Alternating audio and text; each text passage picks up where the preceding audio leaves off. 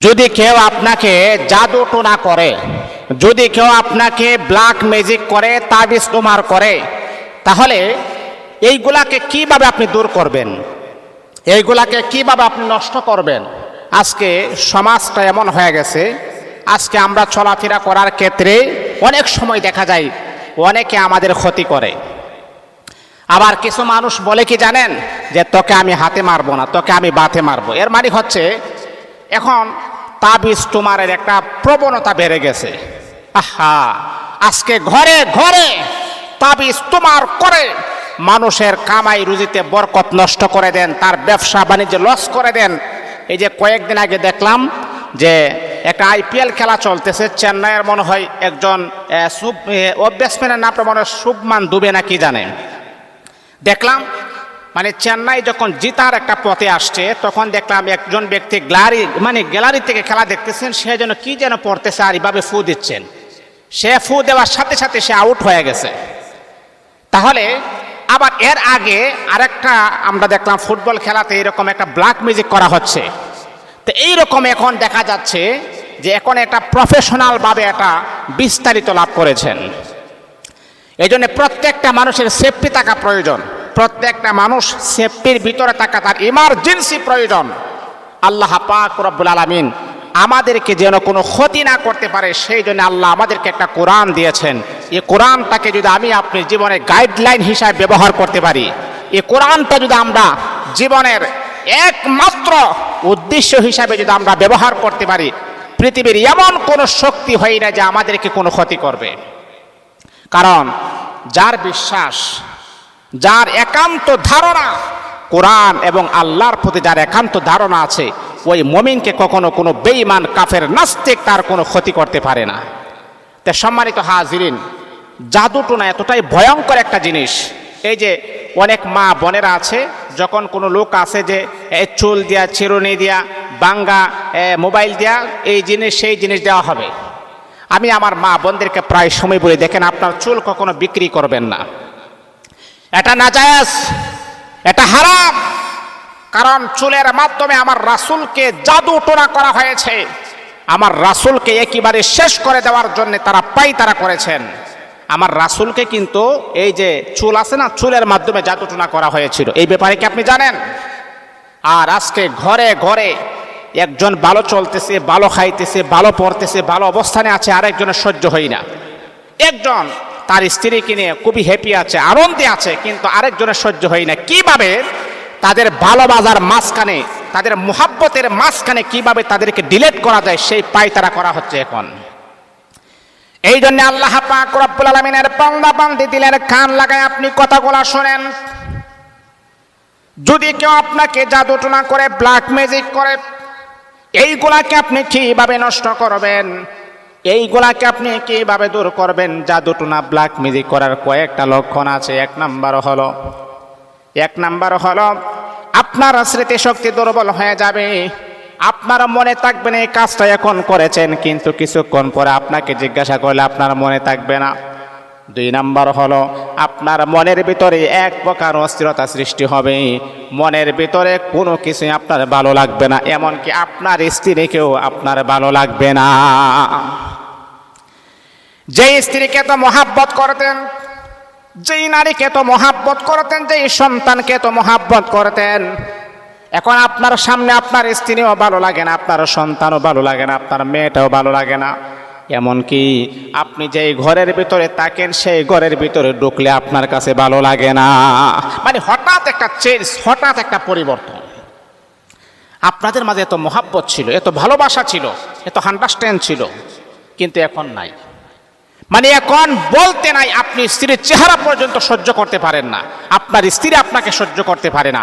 তাহলে বোঝা গেল হঠাৎ যদি এইরকম চেঞ্জ হয়, হঠাৎ যদি এইরকম পরিবর্তন হয়, তাহলে বুঝতে হবে আপনাদেরকে জাদু টোনা ব্ল্যাক ম্যাজিক করে আপনাদের সম্পর্কটাকে বিচ্ছেদ করার জন্য একজন ব্যক্তি এমন আছে যে আপনাদের সম্পর্কটা ভালো চাই না। এটা আপনার আপন মানুষ হতে পারে, কারণ আপনার সবচাইতে বড় ক্ষতিটা কে করে জানেন? আপনার আপন মানুষে করে।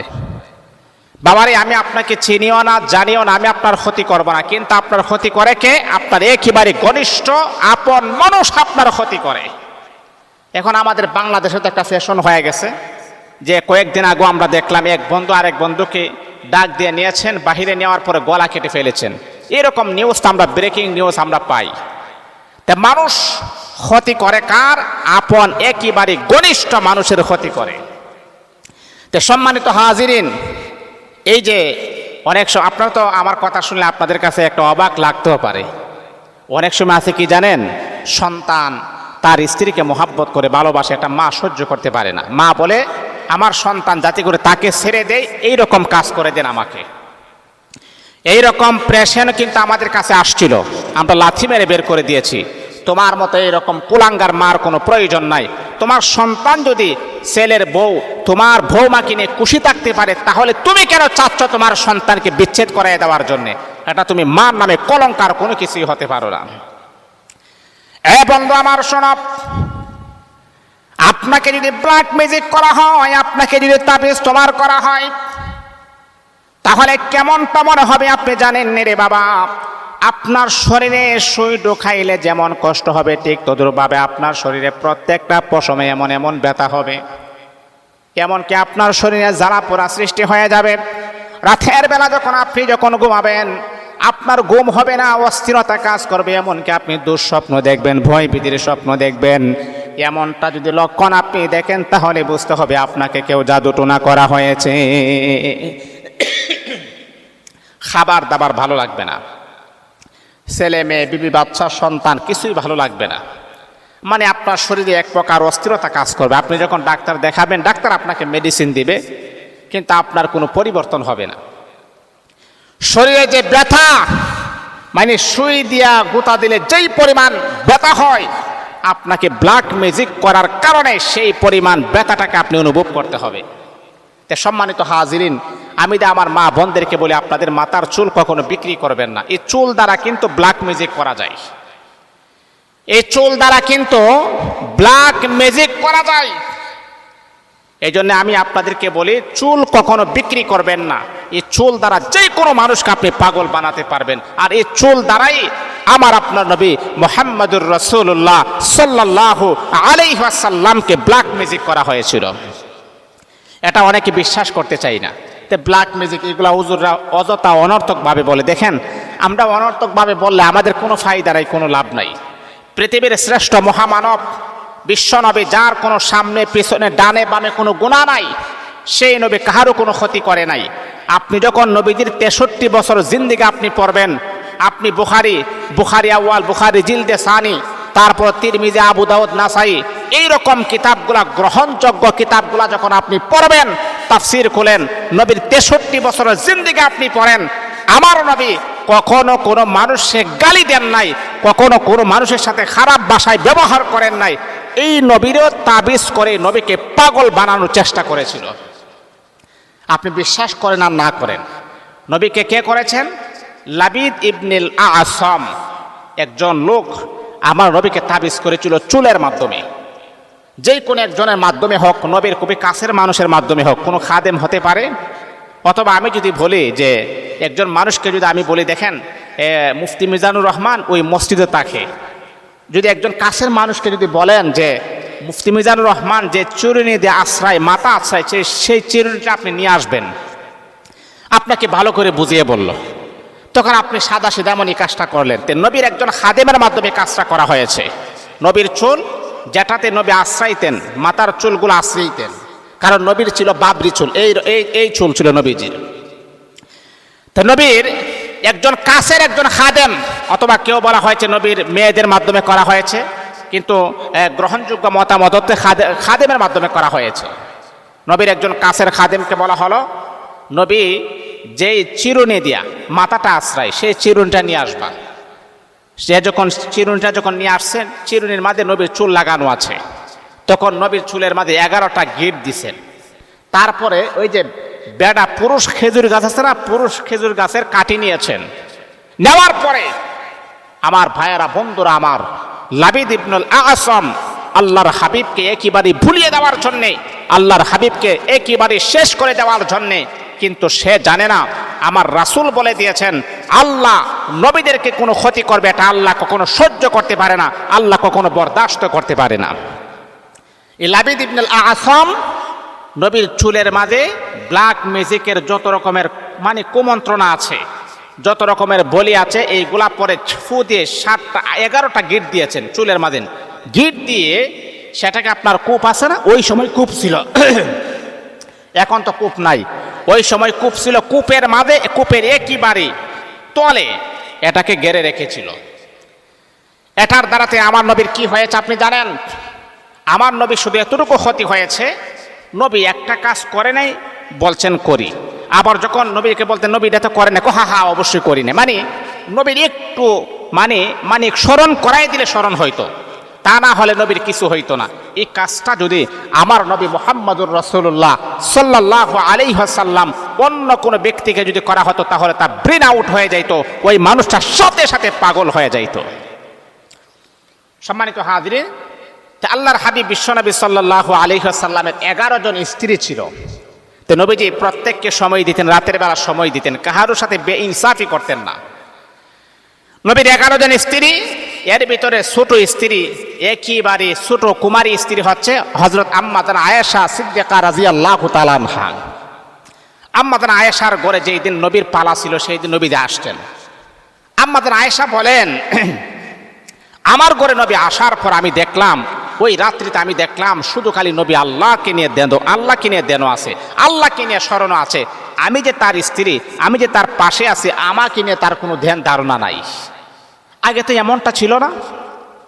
এমন পরিবর্তন, এমন একটা চেঞ্জ বিশ্বনবী মুহাম্মদুর রাসূলুল্লাহ তো আগে ছিল না, আজকে এমনটা কেন হচ্ছে? আম্মা জান আয়েশা বলে, আমি কিছুই বলি না, নবী আল্লাহর কাছে দোয়া করতেছেন, আল্লাহর কাছে সাহায্য চাইতেছেন, আল্লাহর কাছে দোয়া করতেছেন। হঠাৎ করে আল্লাহর হাবিব আম্মা জান আয়েশাকে বলতেছেন, আয়েশা শোনো, একটা চমৎকার একটা কথা বলি, শোনো, আজীব একটা কথা বলি। এই মুহূর্তে আমার সাথে কি করছে জানো? কি করছে হুজুর? বলতেছে আম্মা জান আয়েশাকে, বলছে আয়েশা, আমি আল্লাহর কাছে এই মুহূর্তে যে দোয়াটা করেছি আমার আল্লাহ কবুল করেছেন, এমন কি আমার আল্লাহ জানাইয়া দিয়েছেন যে নবী আপনার সাথে কি করা হয়েছে। আম্মা জান আয়েশা সিদ্দিকা রাদিয়াল্লাহু তাআলা আনহা বিশ্বনবী মুহাম্মদুর রাসূলুল্লাহ সাল্লাল্লাহু আলাইহি ওয়াসাল্লামকে বলো, আমার প্রাণের স্বামী আল্লাহ পাক রব্বুল আলামিন আপনাকে কি জানালেন, আমার আল্লাহর কাছে আপনি কি দোয়া করলেন, আর আল্লাহ পাক রব্বুল আলামিন আপনাকে কি জানাইছেন গো নবী, যে আপনি আমাকে জানায়া দেন। আমার আপনার নবী বিশ্বনবী মুহাম্মদুর রাসূলুল্লাহ সাল্লাল্লাহু আলাইহি ওয়াসাল্লাম আম্মা জান আয়েশাকে বলেন, আয়েশা রে, আমি আল্লাহর কাছে বলেছি, আল্লাহ আমার জানে কি হয়ে গেছে, আল্লাহ আমার জানে কি হয়েছে আমি নিজেও জানি না, আল্লাহ তুমি আমাকে জানায়া দাও আমার কি হয়েছে, আল্লাহ তুমি আমাকে জানায়া দাও আমার কি হয়েছে, আল্লাহ তুমি আমাকে জানায়া দাও। ও আয়েশা এইভাবে দোয়া করার পরে আল্লাহ পাক রব্বুল আলামিন আমাকে জানায়া দিয়েছে। আম্মা জান আয়েশা অবাক, আরে বলেন কি? হ্যাঁ, আমাকে আল্লাহ জানায়া দিয়েছেন।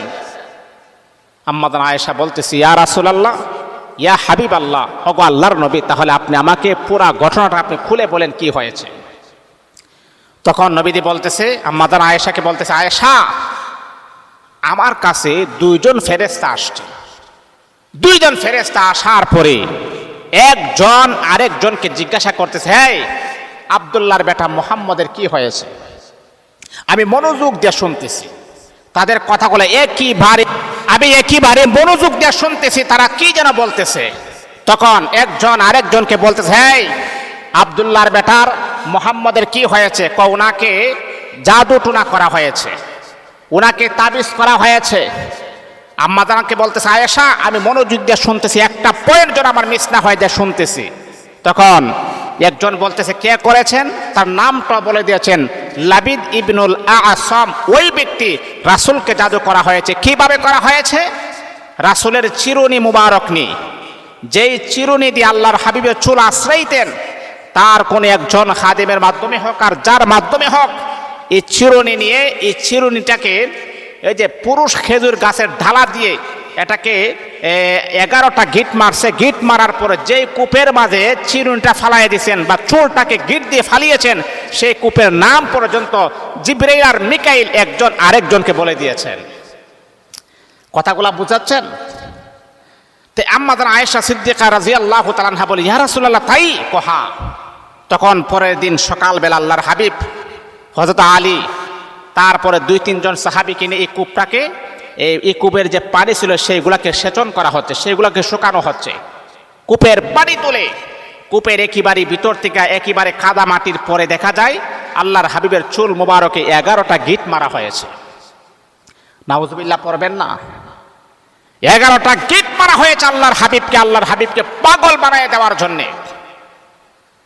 আম্মাজান আয়েশা সিদ্দিকা রাদিয়াল্লাহু তাআলা আনহা বলে, পৃথিবীর মানুষেরা, तमाम पृथ्वीर श्रेष्ठ नबी मुहम्मदुर रासूलुल्लाह साल्लाल्लाहु आलैहि ওয়াসাল্লাম কে তাবিজ করা হয়েছে।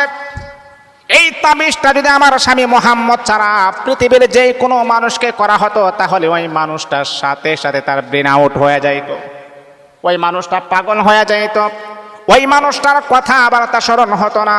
কিন্তু আল্লাহ পাক রব্বুল আলামিন আল্লাহর হাবিবকে আমার আল্লাহ কুদরতিভাবে হেফাজত করেছেন।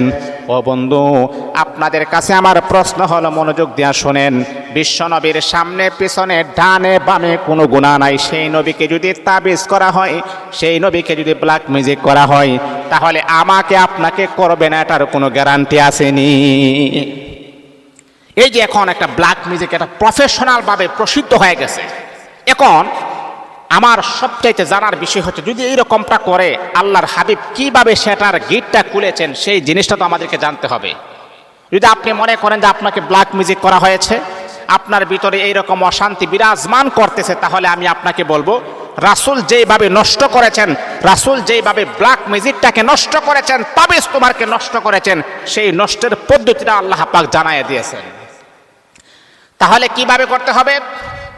যখন আল্লাহর হাবিব যখন পেয়েছে, সাহাবায়ে কেরাম বলতেছে, ইয়া রাসূলুল্লাহ, এই যে আপনাকে যে ব্ল্যাক ম্যাজিক করা হয়েছে, আপনার চুল মোবারক, এই যে চিরুনি সহ আমরা পেয়েছি 11টা গিট।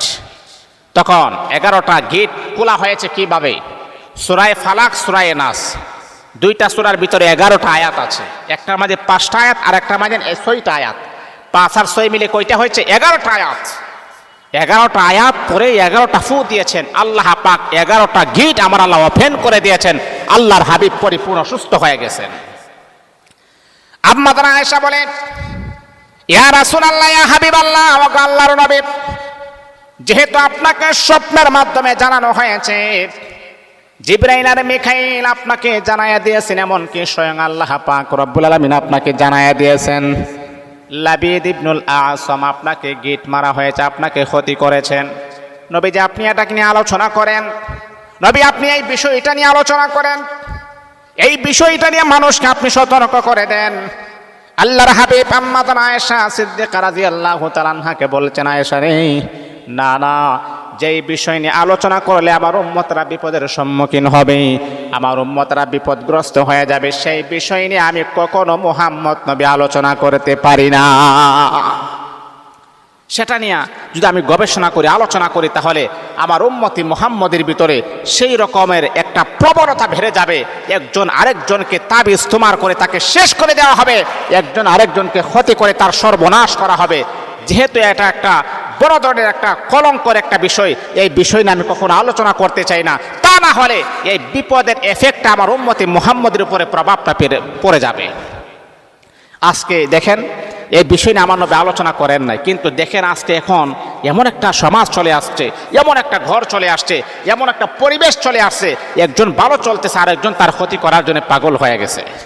এখন এই রকম যদি হয় যে আপনাদের স্বামী স্ত্রীর মাঝে মিল মোহাব্বত ভালোবাসা ছিল, হঠাৎ করে বন্ধ হয়ে গেছে, হঠাৎ করে একজন আরেকজনকে দেখতে পারে না, হঠাৎ করে একটা ঝামেলা সৃষ্টি হয়ে গেছে, আপনার স্বামী ব্যবসা করে, তার ইনকাম খুব ভালো ছিল, হঠাৎ করে বন্ধ হয়ে গেছে, অথবা আপনার স্বামী গড়ে আসলে তার শরীর জ্বালাপোড়া করে, অথবা ছেলে মেয়েদেরকে ভালো লাগে না, আপনাকেও ভালো লাগে না, ঝগড়া সৃষ্টি হয়ে যায়, ছোটোখাটো বিষয় নিয়ে ঝগড়া হয়।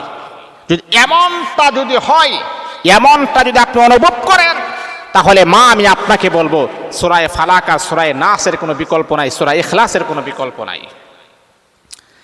এই আমার মা, আমার বাবা, যদি আপনি এমনটা অনুভব করেন আপনার স্ত্রী আপনাকে মহাব্বত করত, আপনার স্ত্রী আপনাকে ভালোবাসতো, কিন্তু হঠাৎ করে চেঞ্জ হয়ে গেছে, হঠাৎ করে পরিবর্তন হয়ে গেছে, এখন আর ভালোবাসে না, এমনকি তার নিজের কলেজার টুকরা সন্তানদেরকে মহাব্বত করে না। অনেক পুরুষ আছে আমাদেরকে বলেন, হুজুর, আমার স্ত্রী তো আমাকে অত্যন্ত কেয়ার করতো, মহাব্বত করতো, এখন যে কি হয়ে গেছে আমি নিজেও বুঝতে পারি না। এমনটা তো হওয়ার কখনো কথা ছিল না। সুতরাং আমার স্ত্রী অনেক ভালো, আমাকে অনেক মহাব্বত করতো, বাচ্চাদেরকেও অনেক মহাব্বত করতো, কিন্তু হঠাৎ করে দেখি বাচ্চাকেও ভালো লাগে না, আমাকেও ভালো লাগে না, ঘরের ভিতরে অশান্তি করে, আমার চেহারা দেখলে আমার সাথে ঝগড়া সৃষ্টি হয়ে যায়। তাহলে বুঝতে হবে রে বাবা, আপনাদের স্বামী স্ত্রীর মাঝে বিচ্ছেদ করা হয়েছে যাতে করে একজন আরেকজনের সাথে যেন সংসার না করতে পারে। তাহলে আপনি কি করবেন? আপনি কি করবেন? আপনি কি করবেন? জাদু টোনার আসরটা কিভাবে আপনি নষ্ট করবেন? এই বন্ধু আমার, এক গ্লাস পানি আপনি হাতে নেবেন। এক গ্লাস পানি হাতে নেওয়ার পরে 3 বার দুরূদ শরীফ পড়বেন, দুরূদ ইব্রাহিম পড়বেন। আল্লাহুম্মা সাল্লি আলা মুহাম্মাদি ওয়া আলা আলি মুহাম্মাদ কামা সাল্লাইতা আলা ইব্রাহিম ওয়া আলা আলি ইব্রাহিম ইন্নাকা হামিদুম মাজিদ। আল্লাহুম্মা বারিক আলা মুহাম্মাদি ওয়া আলা আলি মুহাম্মাদ কামা বারাকতা আলা ইব্রাহিম ওয়া আলা আলি ইব্রাহিম ইন্নাকা হামিদুম মাজিদ। এমন করে করে দুরূদ ইব্রাহিম 1 বার 2 বার 3 বার আপনি পড়বেন। তারপর আপনি 3 বার ইস্তিগফার পড়বেন। আস্তাগফিরুল্লাহ রাব্বি মিন কুল্লি যামবিন ওয়া আতুবু ইলাইহি লা হাওলা ওয়ালা কুওয়াতা ইল্লা বিল্লাহিল আলিয়্যিল আযীম 3 বার পড়বেন। এবং আমার আউযু বিল্লাহি মিনাশ শাইতানির রাজিম বিসমিল্লাহির রহমানির রহিম পরে সর্বপ্রথম আপনি পড়বেন কুল হুয়াল্লাহু আহাদ আল্লাহুস সামাদ লাম ইয়ালিদ ওয়া লাম ইউলাদ ওয়া লাম ইয়াকুল লাহু কুফুয়ান আহাদ। একবার পড়ছেন, আপনি পানির মধ্যে একটা ফু দিবেন, আবার পড়বেন কুল আউযু বিরাব্বিল ফালাক মিন শাররি মা খালাক ওয়া মিন শাররি গাসিকিন ইযা ওয়াকাব ওয়া মিন শাররিন নাফাসাতি ফিল উকাদ ওয়া মিন শাররি হাসিদিন ইযা হাসাদ। একটা ফু দিবেন পানির মধ্যে। 3 নাম্বার হলো কুল আউযু বিরাব্বিন নাস মালিকিন নাস ইলাহিন নাস মিন শাররিল ওয়াসওয়াসিল খান্নাস আল্লাযী ওয়াসওয়াসু ফি সুদুরিন নাস মিনাল জিন্নাতি ওয়ান নাস। এই 3টা সূরা 3 বার পরে 3টা ফু দিবেন আপনি। ফু দেওয়ার পরে আবারও শেষে দুরূদ শরীফ 3 বার, ইস্তিগফার 3 বার পরে ফু দিবেন। দেওয়ার পরে এই পানিটা আছে না, যদি আপনার ঘরের প্রত্যেকটা সদস্যকে আপনি খাওয়াইয়া দিবেন। আপনার স্ত্রীর সমস্যা হলে আপনার স্ত্রী খাওয়াবেন, অথবা আপনার ছেলে মেয়েদেরকে খাওয়াতে পারেন, কোনো সমস্যা নাই। আর আপনার ঘরটাকে পবিত্র রাখার জন্য ঘরের মাঝে আপনি এভাবে ছিটিয়ে দিবেন। এই আমলটা প্রতিদিন আপনি করবেন, 7 দিন লাগাতার আপনি করবেন। আপনার ঘরের ভিতরে যত প্রকারের যত বড় তাবিজ টোনা ব্ল্যাক ম্যাজিক করা হোক না কেন, আল্লাহ পাক আপনার ঘরটাকে নিরাপদে রাখবেন। এমনকি এই সূরাগুলা পরে আপনি আরেকটা আমল এভাবে করতে পারেন, 2টা হাত প্রসারিত করে ফু দিয়ে মাথা থেকে নিয়ে পা পর্যন্ত যতটুকু জায়গা আপনি লাগাল পান সবগুলা মাসে করে দিবেন। এমনকি আপনার সন্তানকে করে দিবেন, আপনার স্ত্রীকে করে দিবেন, আপনার মেয়েকে করে দিবেন, অথবা তাদেরকে আপনি শিক্ষা দিবেন যে এই আমলটা তোমরা করো। এই যে আমরা বলি না যে 3 কুল, মানে আপনার শরীরটাকে পবিত্র রাখার জন্য 3 কুল আপনি পড়বেন। কারণ বলা যায় না কোন সময় কে আপনাদের শত্রু হয়ে যায়, এটা কিন্তু দেখাও যায় না। দেখেন, একটা জিনিস আপনি চিন্তা করেন, যেই নবী কোনো কাফেরকে কাফের বলে নাই, যেই নবী কাউকে গালিগালাজ করে নাই, যেই নবী কাহারও সম্পদ আত্মসাৎ করে নাই, আমার নবীকে তারা এতটাই বিশ্বাস করত, তাদের ব্যবসায়িক টাকা, তাদের বিজনেসের টাকা আব্দুল্লাহর বেটা মুহাম্মদের কাছে তারা জমা দিত। নবী কেমন বিশ্বস্ত ছিলেন, কেমন বিশ্বস্ত ছিলেন। আমার নবী বিশ্বাসের কেমন একটা মর্যাদা দিতেন। আমার নবীকে তারা আল আমিন বলতেন, মানে চরম পর্যায়ের বিশ্বাসী। বেঈমান কাফের আল্লাহর হাবিবের কাছে তাদের বিজনেসের টাকা রাখতেন, তাদের ব্যাংকের টাকা রাখতেন। কারণ হলো তারা জানে আব্দুল্লাহর বেটা মুহাম্মদ কখনো বেঈমানি করে না, কখনো নাফরমানি করে না, কখনো টাকার লেনদেনও করে না। আমার নবীর কাছে তারা টাকা জমা রাখতেন, নবীর কাছে যেইভাবে রাখতেন সেইভাবে খুঁজলে সেইভাবে দিয়া দিতেন। আল্লাহর হাবিব বিশ্ব নবী কখনো টাকা খুলেও দেখতেন না কত টাকা দিয়েছেন। মনে করেন আপনি যেইভাবে প্যাকেটটা পেঁচিয়ে দিয়েছেন সেইভাবে রেখে দিতেন, যখন চাইতেন তখনই আবার তার টাকাটা তাকে ফেরত দিয়ে দিতেন। তাহলে ওই নবী যদি শত্রু থাকে, ওই নবী যদি দুশ্মন থাকে, তাহলে আমার আপনার দুশ্মন কেমন হতে পারে? দেখেন আমার নবীর দুশ্মন কেমন ছিলেন। আমার নবী যখন জানতে পেরেছেন মক্কার কাফেররা আমাকে মারবে, আমার উপর আক্রমণ করবে, তখন আল্লাহর হাবিব নিজের মাতৃভূমিকে ছেড়ে দিয়ে রাতের আধারে অন্ধকারে মক্কা ছেড়ে মদিনাতে হিজরত করেছেন। এর মানে হচ্ছে প্রতীয়মান হয় পৃথিবীতে ভালো মানুষের শত্রু আছে। আহা, আপনি যত বড় ভালো মানুষ হন, আপনার শত্রু আছে, আপনার দুশ্মন আছে। আপনি যদি খারাপ মানুষ হন, তারপর তো আপনার তো দুশ্মন থাকবেই। এই জন্যে বাবা, শত্রুর আক্রমণ থেকে বাঁচার জন্যে, শত্রু চক্রান্ত থেকে বাঁচার জন্যে আপনাদেরকে আমি বলবো, এই যে 3 কুল আপনি পড়বেন, শরীরের মাঝে ফু দিবেন। আয়াতুল কুরসি আপনি পড়বেন, শরীরের মাঝে ফু দিবেন। এমনকি আপনার ঘরে প্রত্যেকটা সদস্যকে আপনি বলবেন এই আমলগুলা কন্টিনিউ করার জন্যে, প্রত্যেক দিন পড়ার জন্যে। তাহলে এমন মায়ের বাপের জন্ম হয় নাই যে আপনাদেরকে ব্ল্যাক ম্যাজিক করে, তাবিজ তুমার করে আপনার ঘরের সদস্যকে নষ্ট করে দিবে। আমাদের আয়েশা রাসূলকে প্রশ্ন করলেন, হুজুর এত বড় ক্ষতি আপনার করেছেন, এটা নিয়ে আলোচনা করেন। নবীজি বলছেন, না না, এটা নিয়ে আলোচনা করলে এটার প্রবণতা আরো বেড়ে যাবে। আজকে দেখেন একটা সোশ্যাল মিডিয়াতে জুয়া খেলা চলতেছে, IPL খেলা বলেন বা ফুটবল খেলাতে বলেন। ফুটবল খেলাতে আমি আজকে থেকে মনে করেন 2 বছর আগে দেখলাম বা 1 বছর হবে যে একজন খেলোয়াড় খেলতেছে, কিন্তু খেলার মাঝে সে অসুস্থ হয়ে গেছে, আর একজন ফুটবলের মাঝে এইরকমভাবে আপনার ঘাওয়াইতেছে, একটা সুই নিয়ে এইরকমভাবে গাইতেছে, মানে ব্ল্যাক ম্যাজিক করা হচ্ছে। এদের গত কয়েকদিন আগে IPL চলতেছে, দেখলাম একজন এইরকমভাবে কি জানি এইভাবে পড়তেছে, এইভাবে ছেড়ে দিয়েছে, একটা আউট হয়ে গেছে। তাহলে বাবা, এই ব্ল্যাক ম্যাজিক আমাদেরকে বন্ধ করতে হবে। এগুলার প্রচার প্রসার থেকে আমাদেরকে হেফাজত থাকতে হবে। এগুলা যাতে করে আমাদের সন্তানদের উপর কোনো আসর যেন না করে, আমার স্ত্রীর উপর কোনো আসর যেন না করে, আমার পরিবারের উপরে কোনো আসর যেন না করে। এই জন্যে নিজের শরীরের সেফটির জন্যে আল্লাহ পাকের কোরআনের 3 কুল তাদেরকে শিক্ষা দিতে হবে। আল্লাহ আমাদের সবাইকে বোঝার, আমল করার যেন তৌফিক দান করুন।